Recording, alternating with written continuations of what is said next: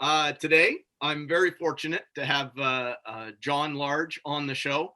You may notice I'm a little red in the face. John and I had started our conversation only for me to realize I hadn't hit the record button. So we're kind of going through the first 2 minutes of this again.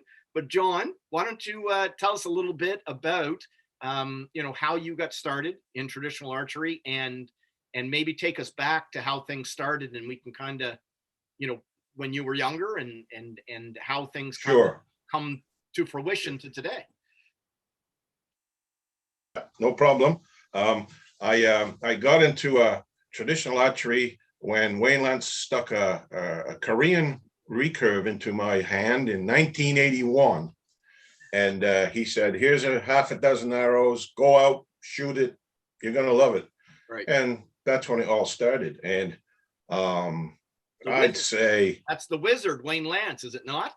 The wizard. He's my neighbor down here in Guysborough County. We have our lands are side by side. Right. But yeah, he got me going in it, and we did. I started to go to a couple of shoots, and it took me a while to pluck up the courage to go to a shoot. And Lawrence Goodland took me to Glooscap, and we did a spring shoot at Glooscap, and I just fell right in love with it. I mean, and after that, there was a few years where I started hunting, and I was just going through the motion and everything. But the shoots were everything back then, and I picked up a more appropriate bow, like a Martin Hunter, and I tried the long bows and stuff. And I got pretty good with it. I did quite well when I was competing. I won a few big tournaments and stuff like that. But it wasn't until we realized that we were kind of our traditional archery was kind of on the back burner, and we weren't getting. They weren't really catering to us at the shoots. Some of the clubs were giving smaller prizes according to the number of people who showed up in that class and things like that. So we got together as a group and a few friends, and we realized that this could be better. And even though TANS was in place, it was a very quiet outfit, and they'd have one shoot a year, a one-day shoot. So we figured it could get better, and it should get better. So that's what we did. We reformatted TANS back in 1998. The spring of 1998, we had a big meeting in New Minas at King's Archers. Oh, yeah. We had a turnout of about 28 or 30 people showed up, and Bernie Clancy was the president. And we told Bernie what to expect, and we wanted to know what the other people felt like. And everybody wanted to change the format and how we do it, and so that's what they did. And that day, I didn't even know they were going to do it, but they had elections for officials for TANS, and I was voted as the president. And I never expected that, but I accepted it. And I was president for 3 years. And I had a lot of great people behind me and with me, helping me out logistically. The committee was great. I couldn't go wrong with the people that was helping me. Yeah. And they were really great. And then it just took off. It went crazy and took off. And we ended up going for a 2-day shoot, and we reformatted the shoot. King's Archers put on a traditional rendezvous 2 years in a row. Kevin Lance down in Liverpool way, he put on a couple of trad shoots. And we were already going up to Elgin, New Brunswick, but our numbers increased all of a sudden when we went there. And they started coming here, and things were great. We had that's when we first got into the sports and RV show, and we had our booth. We built our booth. Wayne and I built the booth, and we had a lot of interest in our booth. It was really something. Yeah. And for a few years, and but the TANS shoot grew and grew and grew, and the early numbers we were getting. 47 and then 68 and then 75, and then Kings hosted it and had 117 shooters. Wow. And the next year, Cape Breton Bowman won the bid, and they had 117 shooters. And we had lots in the 80s, and it was really good. It was a great thing. And then we got Prince Edward Island involved. Yep. Bill and Marie over there. We took all the targets they needed for a 2-day shoot. We borrowed them from clubs, and we took them over with us to Prince Edward Island, and they ended up with about 70 shooters or something like that. And it was awesome, you know. And but it took off, and there were Tans was a very like-minded group of people. That everybody was a warm and cozy group of people, and it was like a caravan. We just moved from one place to another, you know, move around. Yeah. And it was great. At one point, we had 134 paid-up members in our association. Wow. And I was very. It was great. It was a lot of work for me in the end. It kind of got to me, and I was always fighting and battling with ANS and.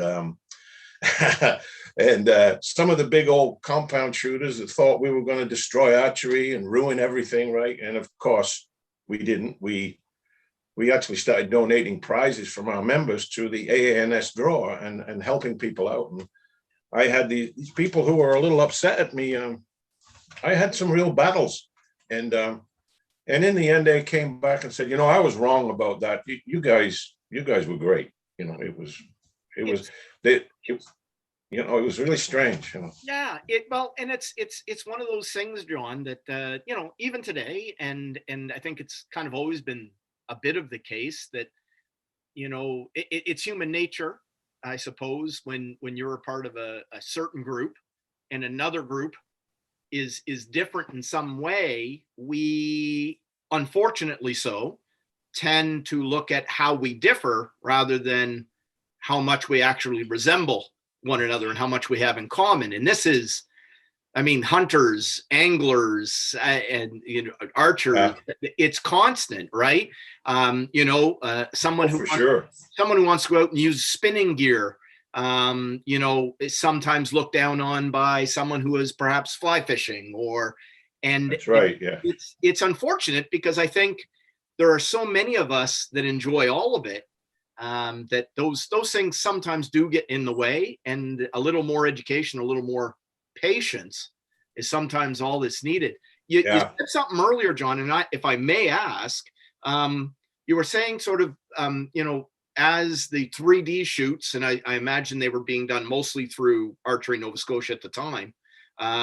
Archers Association of Nova Scotia is what they would have been called, I guess, at the time. Right, AA is. Yeah, and the shoots, how were the shoots back then set up that you guys felt there needed to be a little bit of a change? Had they converted over to a one arrow type scenario, or were things being set too far as distance? Yeah. What was going on? That's a good point. When we first started, everybody shot 2 arrows. Okay. When I first started, everybody shot 2 arrows, and I'm not sure when the change came, but the compound shooters, the sights and fingers, the high-tech gear, they didn't want to shoot 2 arrows. They wanted to shoot 1 arrow, right. And the Nationals only shot 1 arrow. That's true. And we said we'd like to stay with 2, and I think they're a little worried about equipment damage, like arrow damage and things like that. Mm-hmm. So what we suggested was that they split us up. Instead of mixing traditional archers and compound shooters, they would put us at the front of the pack of the groups. Right. Let's say there was 10 groups on the course. We would be 8, 9, 10, 11, 12. Okay. And we would move, even though we shot 2 arrows, we would move away from them. Yeah. And at the end of the day, we'd catch them up. And right. But we stayed at 2 arrows, and but I think when we went to the provincials, at first they only allowed us 1 arrow, and then they allowed us 2, but the Nationals was 1 arrow. Yeah. And it worked out pretty good until that group, or let's say 10 or 15 years later, we had compound shooters asking us, how come you guys get to shoot 2 arrows and we only get 1? Yeah. Right?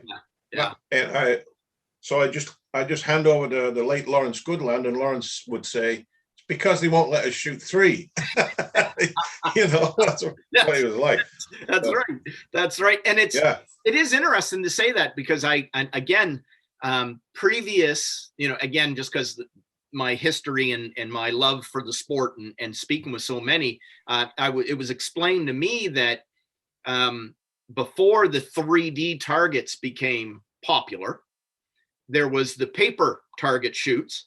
And at the paper target shoots, which were animals on paper that were up against butts, everybody was actually shooting 3 arrows at that time on the paper target. Originally, yeah. Right. Original, yeah. Before my time. Yeah. And so it's interesting. I find it fascinating that not many archers who have started in recent years, say the last 5 or so years, unless they were speaking with, people who I've had the opportunity to speak with, like you, you wouldn't know the history that it was 3 arrows, then it was 2 arrows, and then it was down to 1 arrow. And I think one might be able to understand that when you're shooting a compound bow that's shooting 300 feet per second, those arrows, they penetrate sometimes through the animal. That it depends on the size of the target. Oh, yeah.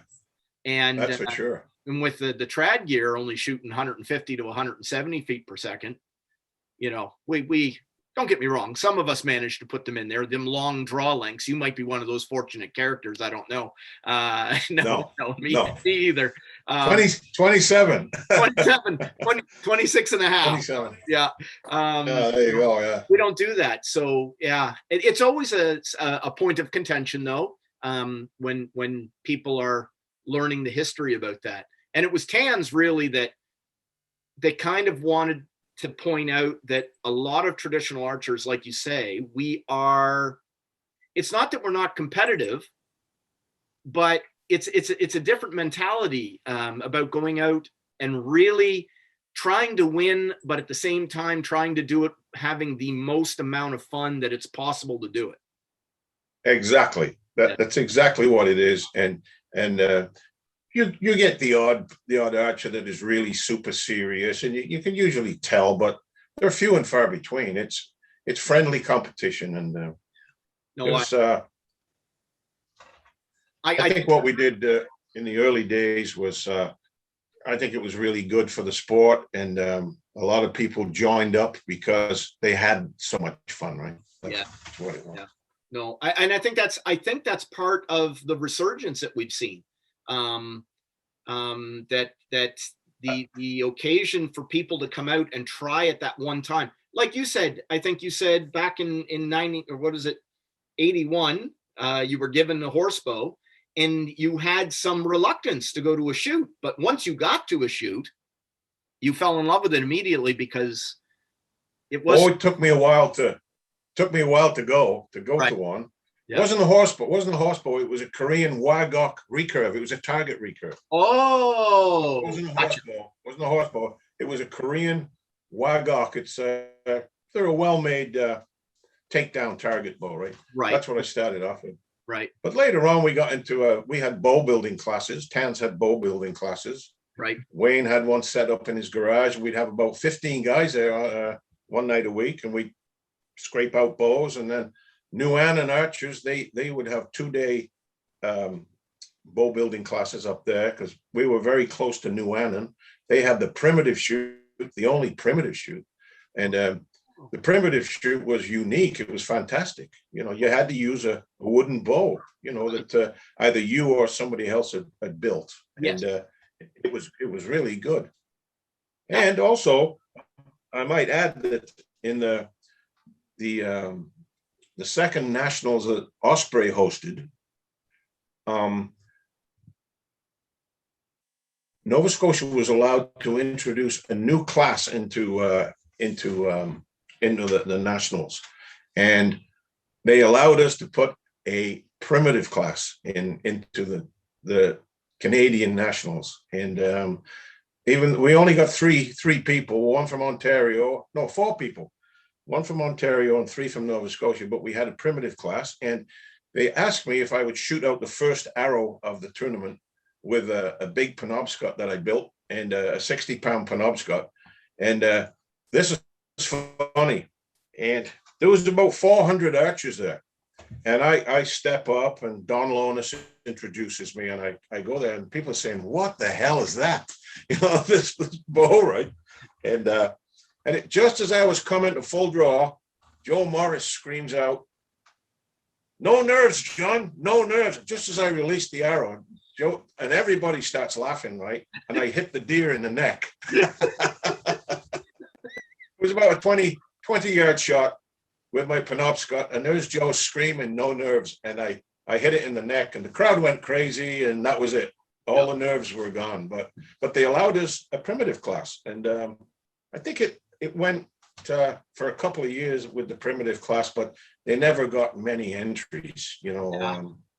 It's a shame, but at least we were commensurate in bringing that about. So we've had some good times, and traditional archery went to some lofty heights there for a while, and then like everything else, you get your peaks and your peaks and your valleys and your peak. And I really do believe through things like this and Trudy's website and the traditional archery is starting to the numbers are increasing again.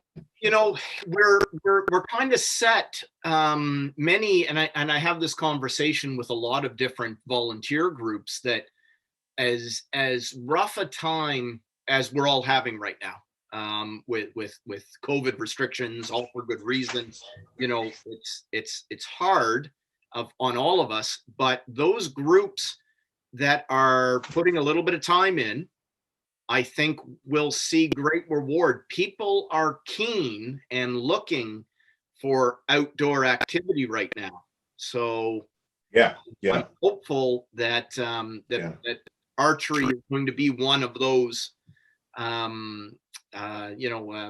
recipients of that resurgence, that coming out of inside back to the outdoors. And I think we have the opportunity to do that. Yeah. John, what was it? When did the tan shoot decide to switch over to 2 days, and what was the reasoning behind it? Or at the time, do you know what the discussion was? It was in 1998, I believe. We went to the 2-day format. The first shoot was at New Annan, and people wanted a 2-day shoot. They wanted the camping, they wanted the camaraderie, they wanted the campfire, they wanted whatever came with it, and they put on a great shoot. We had a really good crowd. I've got some old photographs there of the crowd. We're all younger, and we don't have white in our beards, and like there's about 50 people in the photograph, and 45 of them have a beard. Yeah, it's really funny. But we wanted to do our own shoots as well as go to the mixed shoots. But when we had a shoot, we wanted it to be a 2-day shoot, because that's what people wanted. And like the New Brunswick one we used to go to, Elgin, Ken Carty's shoot, they had over 150 people every year. Wow. And so we just duplicated that. And like I say, we got a lot of the clubs came on board and put in for the tan shoot. Kings had their rendezvous. Bill on the island had the gathering. Yep. Kevin Lance put a couple of great shoots on down Liverpool way. And the tan shoot bounced around. Always a 2-day though, always a 2-day. And everybody was more receptive to that. It was an easier thing to deal with, but yeah. I kind of got out of it. I had some personal problems there and some tragedy in my life. And so I got away from the 3Ds for a while, and I was getting ready to have another crack at it. And then Wayne and I decided to have a little invitational here on our adjacent properties. We don't have a lot of land, but and we're not a club. So we did it by invite only. And I think we invited like 21 people and 18 showed up. So we had planned on doing it last year, but of course, COVID interfered. Yep. Anyway, the youngest person at the first Glenelg Invitational was 58 years old, the youngest person. So when I introduced myself to everybody, or introduced the shoot and welcomed them in the morning, I called it the Glenelg Geriatric Shoot, because there was quite a few people in their 70s, most in their 60s, and one guy was 58. But what a great shoot it was, you know. I think again, this is, I mean, that's such a great point again. I come from a kinesiology background, and the thought that so many sports out there become very difficult to continue to do as we age. They're you know, it's hard to play hockey. I'm not saying that you can't, but you know, there are those sports that you kind of age out. But archery doesn't really have that. I mean, if you're able to pretty much walk and your shoulders haven't given out, you know, you can find a bow even at a lesser weight and have a wonderful time. And it's not about the arrow going fast; it's about the arrow hitting the target. So whether it hits there slow or fast, it's about, you know, hitting that 10 ring. So I think that's what I like most about archery, John, is that I can take what I would have taken my 7-year-old child to a tournament, or I can take my 72-year-old father, and everyone's competing and enjoying themselves on the same level. It is truly inclusive, I think, is the word everybody would use today. That inclusive and that belonging to a group, like-minded group, like you said, is it's the draw for me. It really is. I love my traditional archery family. And I welcome everybody to come out and visit our traditional archery family, because I think once you do, you'll fall in love with us too. It's a very like-minded group. It always was. And if you'd have seen these guys down here at our shoot, they just had a complete blast, because it was friendly competition where we gave out, you could pick something off the table. We had a free meal, and we had a little bit of wild game pie and things like that. And it was really good. And we hope to put it on again this year. We had thought about a June date, but that might be too soon. But definitely August, if they allow us to get together, we will be having it. And we're going to invite a few more people this time, because we know how to do it. And but it'll still be the same. Maybe a few younger people. Yeah. But and we can't invite too many because we don't have the space. So I'm going to try and put the squeeze on Wayne and take it out to 30 people, right? He'll get mad at me for saying that, but it's not on the schedule.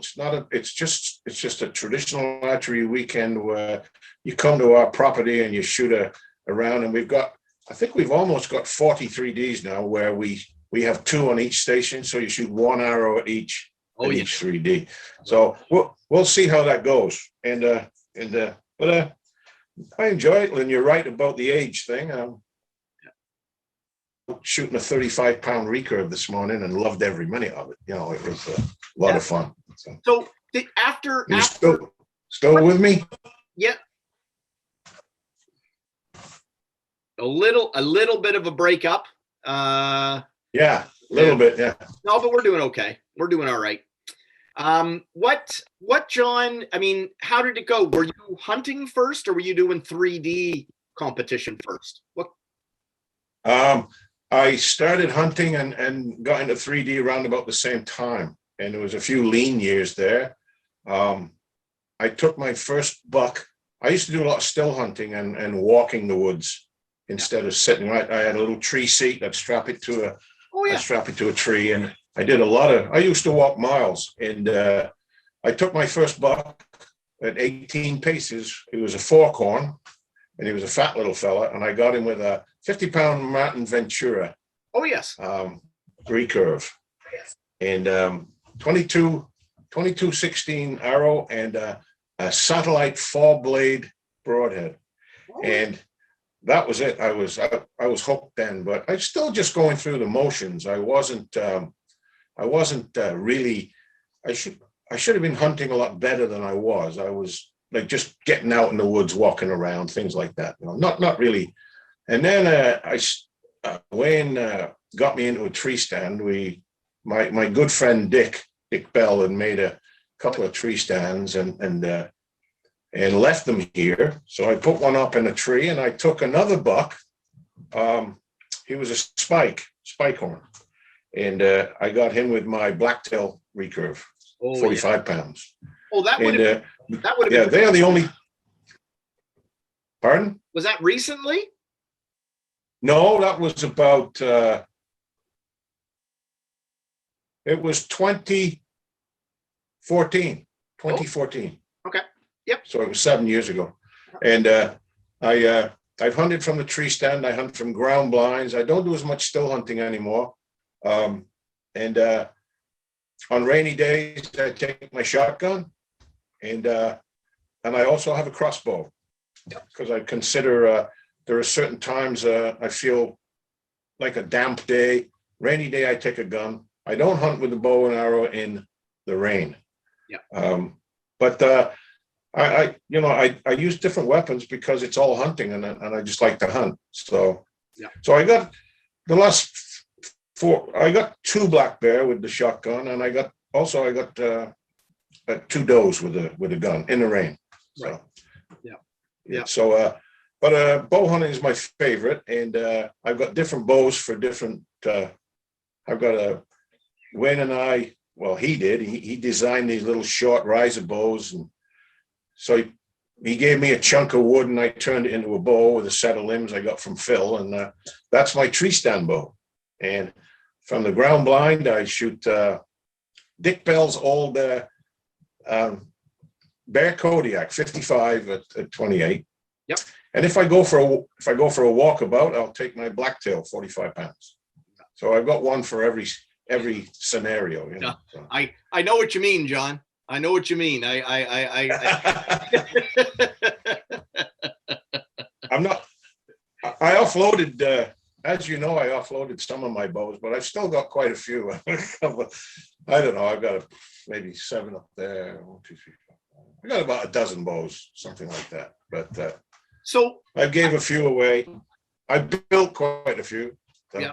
Well, that kind of leads me to my next question, if you don't mind. I think people will be interested. We talked about your Mi'kmaq or Penobscot style father-son bows, yeah. and a lot of people who do know you, will know that you've made a number of these things. And what I suppose in this whole career that you've had within the archery world. When was it that you did kind of start dabbling into the making your own bows, and then where did you find the Penobscot bow idea? Where'd that come from? Well, once again, it's all got to do with Wayne Lance, and he got me started building bows, and he started building bows. And John McCarthy, who I mentioned today, who's very John was a great traditional archer, building bows and stuff. He would turn them out one every 2 days, right? But he used a few power tools, which I've never done. Right. So, no, I'd say Wayne got me into that, and then we would build them at his place, and then I would build them in my shed at home, and I used to turn out one a week. I probably built 180 bows or something like that. And, wow. But I built about the Penobscot and the Penobscot style Mi'kmaq. I built about 15 of them, and I only have one here. It's upstairs, and I've given the rest away. So it's a good design. And there's a gentleman in St. Albans, Maine. I don't know if he's still with us, but his name was Judson Bailey, and he sent me all his plans for building the Mi'kmaq and the Penobscot, and his forced draw curves and everything. He sent me he was in primitive archery. He was in primitive archery about 20 years ago, giving them all his photographs and everything. He built great bows. Yeah. So I used his plans as well as what John McCarthy had taught me, and I turned out these really good, efficient, serviceable bows. They lasted too. So yeah. Well, Yeah, I hunted. they you they, I they hunted with them. go ahead. You did hunt with them. That's what I was going to ask. Did you ever have much? I hunted. I never ever fired at an animal. I never, but I did go out hunting with them, Yeah. and I pre-tested the bow. It was a white ash, 55 pounds, and it shot an arrow, a wooden arrow with a broadhead, deadly. It was deadly. It was deadly, and I had good cast, and I hunted with it for. I probably took it in the woods about 10 times or something like that, and then I ended up giving it to a friend's son because he liked the look of it. I said, "Here, you can have it." So away he went, and I don't know if he ever shot it, but I hope he did. Yeah. But yeah, building bows was a passion for a while, and I started building these Perry reflex bows where you take a red oak board, Yep. and you glue on a hickory backing, but you glue it on in a mold. Yep. You in a caul, and so when you bring it out, the belly has tension, yep, and the back has compression, exactly the opposite of what it was. So before you even put a string on it, there is energy already in the bow. You know, it's already there. There's stored energy before you put a string on. So I built about 8 of those, and I donated some to the Tan Shoot for class winners there. And what a nice bow! What a nice bow they turned out. I think 3 of them were maple, and the other 5 were red oak, and they're a nice bow. And I gave them all away.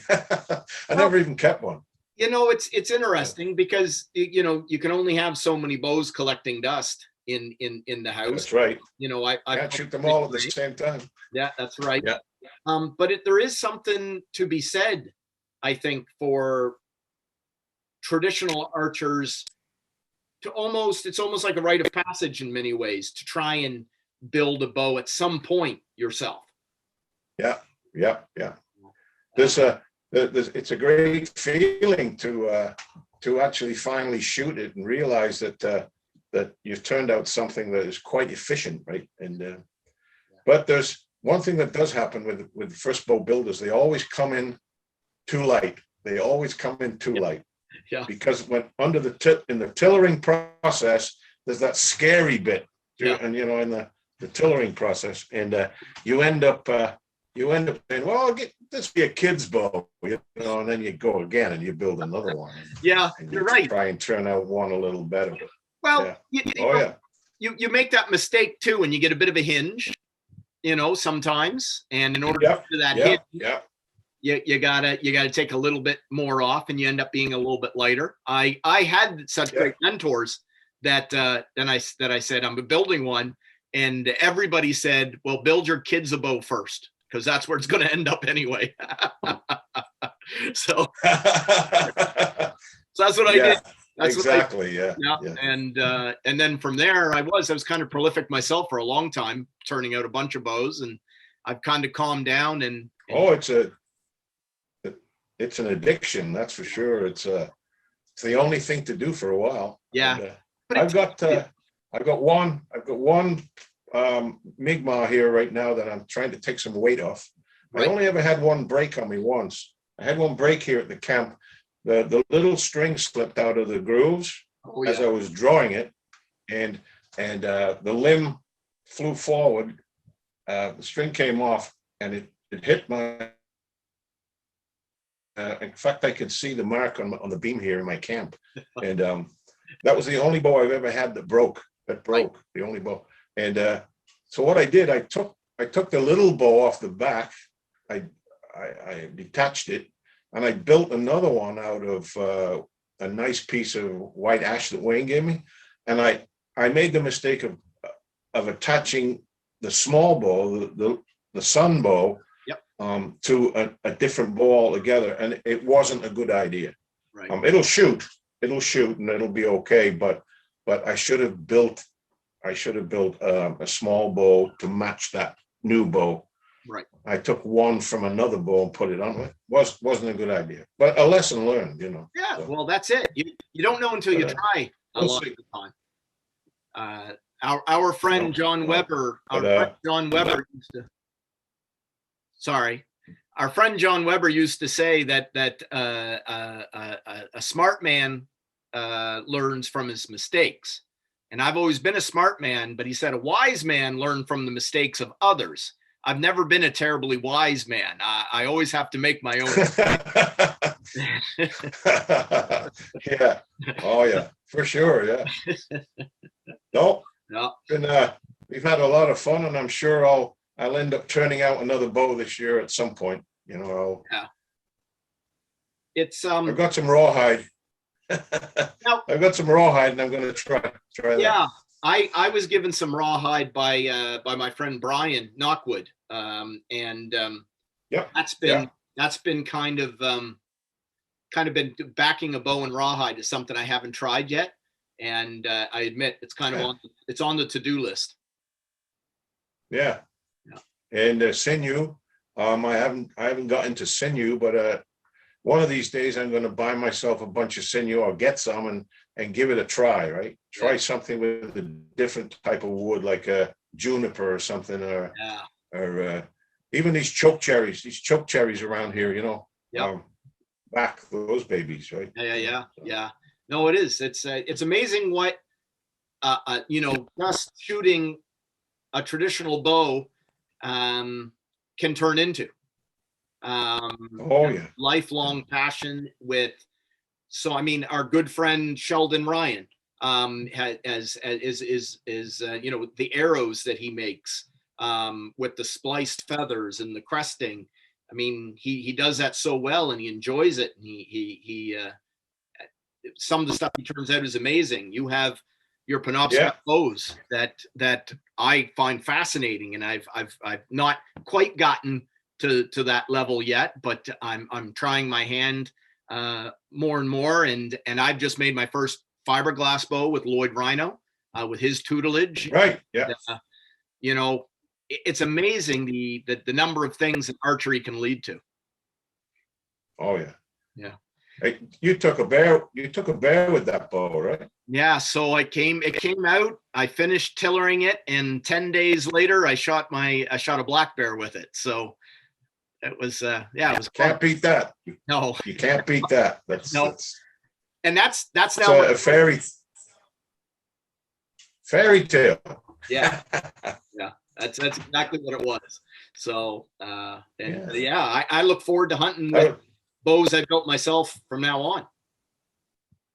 Yeah, and we look forward to your videos too. That was a great video.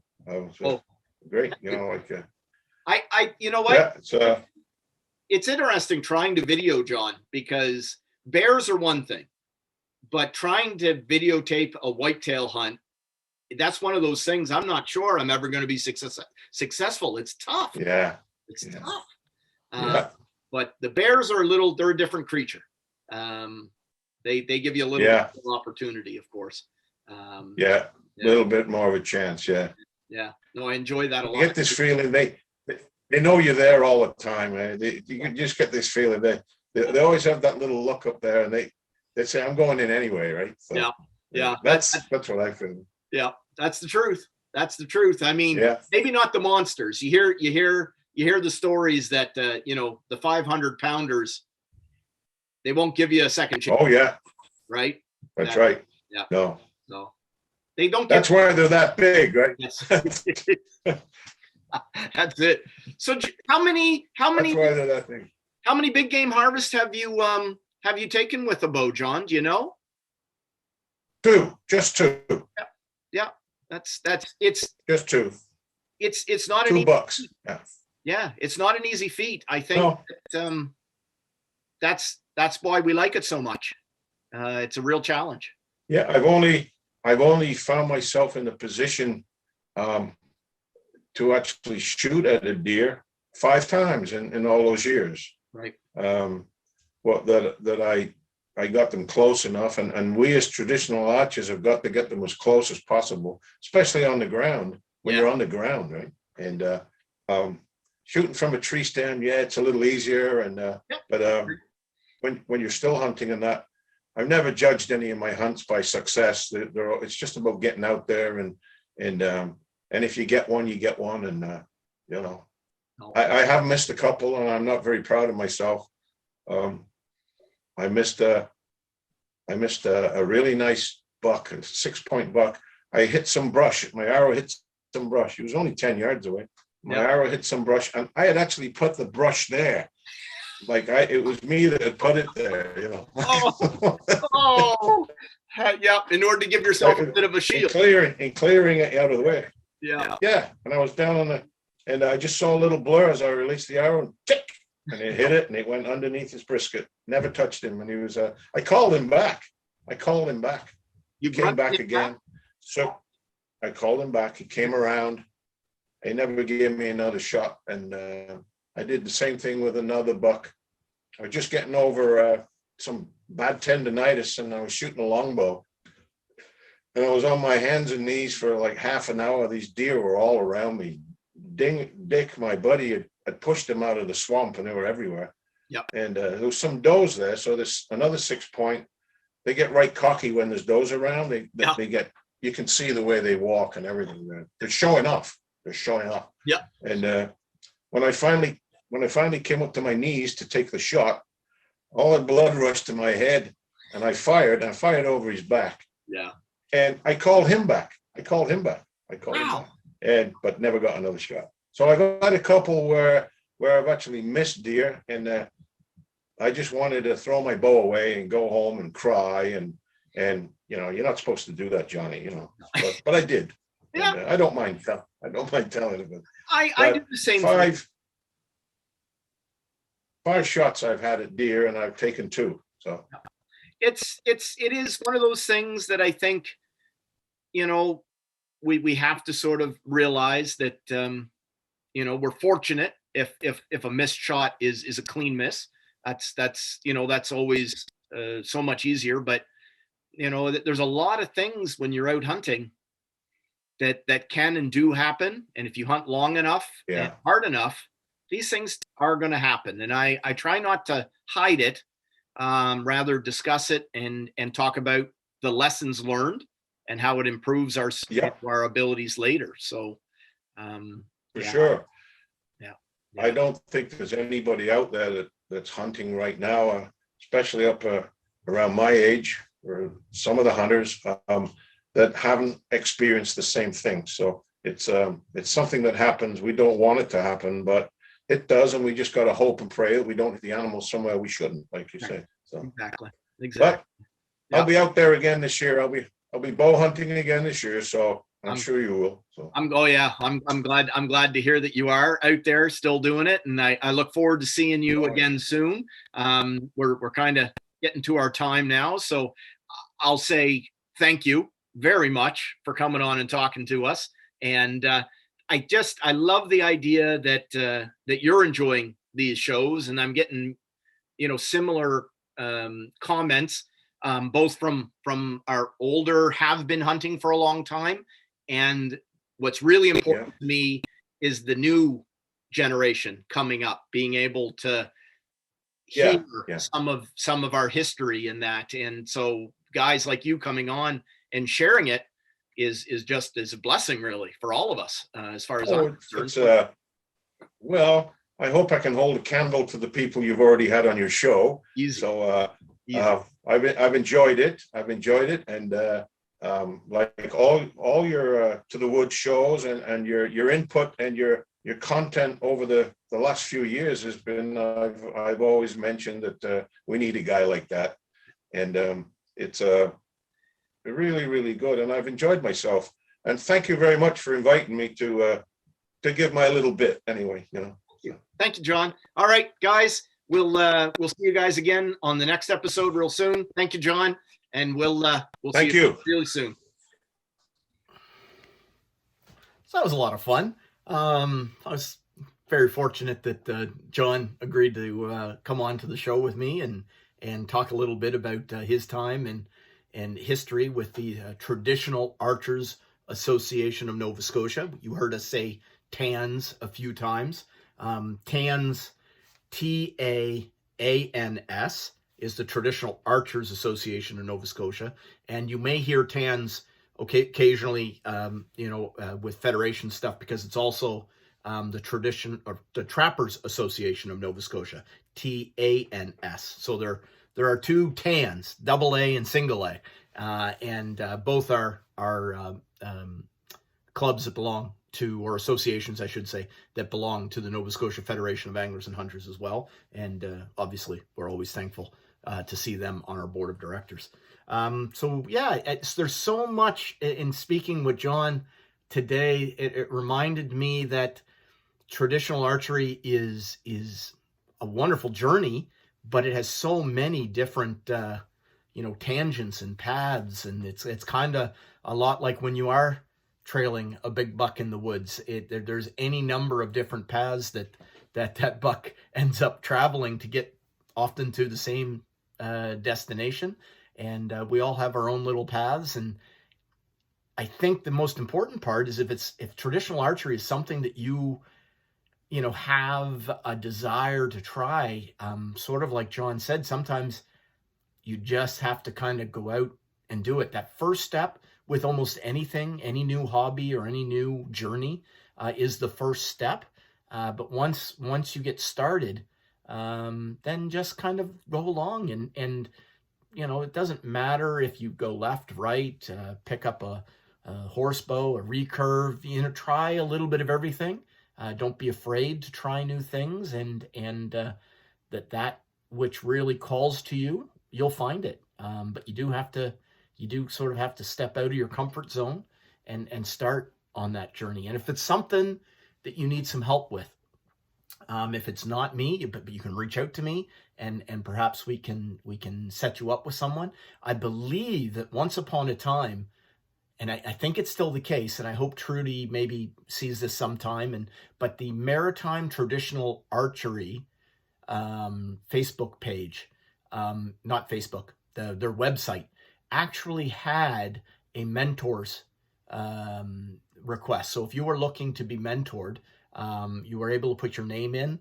I don't know if that ever really got too far off the ground, but I know that I'm a mentor as well with the Federation and the Women That Hunt kind of conjunction mentorship program called NOAH, Network of Anglers and Hunters, NOAAH. And it's a mentorship program as well. And if it's something that you're interested in, take that step, or maybe go to a club as our restrictions start to kind of get less and less restrictive. If you're able to make it to one of the archery clubs and give it a go to a triad event of some kind at these clubs, and they're all over the province. If you go on to the Archers Association of Nova Scotia Facebook page or their website, they do have a list of all of the current clubs that are operating in Nova Scotia, and find one close to you and give them a call.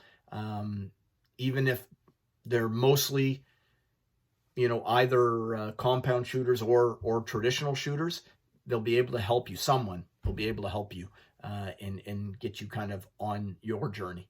So I won't blabber on too much more. John, thank you for your time today, and thank you for all of your volunteer time in the past and moving forward, helping our traditional archery community and continuing to help it prosper. So thank you, everybody. To the woods. See you next time.